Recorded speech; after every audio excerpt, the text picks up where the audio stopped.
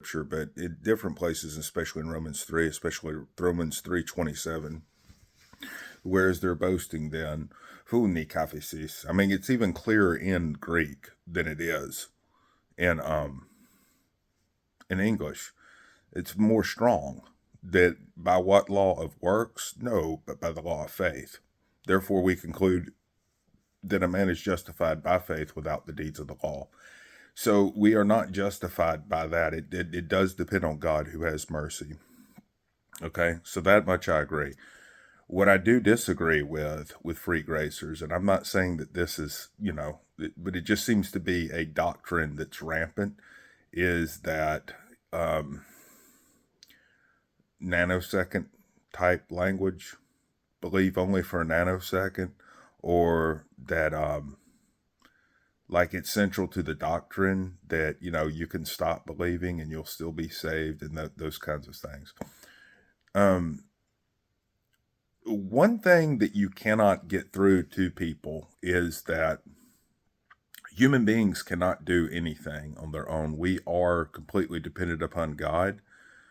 There's a lot of people out there that may be fooling themselves or under delusion, that thinking that by them working and because they see that their lives are getting better as a result, and they're having better peace as a result of certain works, then that means that necessarily it's all God inspired or something, and that's not necessarily true.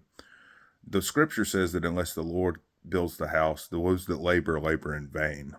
Okay, so even though I agree with the free grace position as far as you can't do any works to be saved, you can't do any works to stay saved, I would say that there's a disagreement that I would have with them as far as that it would be customary, it would be descriptive of a true believer to therefore then be unbridled and go out and do whatever they want to, including lose their faith. Okay. I don't believe in that. I do believe in the work of the Spirit. I don't think that you can use human evaluations a lot of times to judge these things, right? But what you'll wind up seeing is anybody that goes to any extreme get refuted pretty easily. You can see obviously that the people that come too harshly against free gracers, they fall on their own sword. They make manifest that they're wicked, that they do wicked things themselves. And then the people that go too far in the free grace way, you can see that that's wickedness, that's not. So I think that when you take any position to an extreme, that's when a huge corruption comes in. I think that if you're really going to look at what the scripture actually says, it's not based upon our works or because we're good. It's based upon Christ and his work of why we're saved. I also believe in the transformational power of the Spirit. It's not human commitment. It's not that. And it's if there would be any commitment that would come from me, it would be something that would have to be initiated by God. It wouldn't be anything that comes from myself.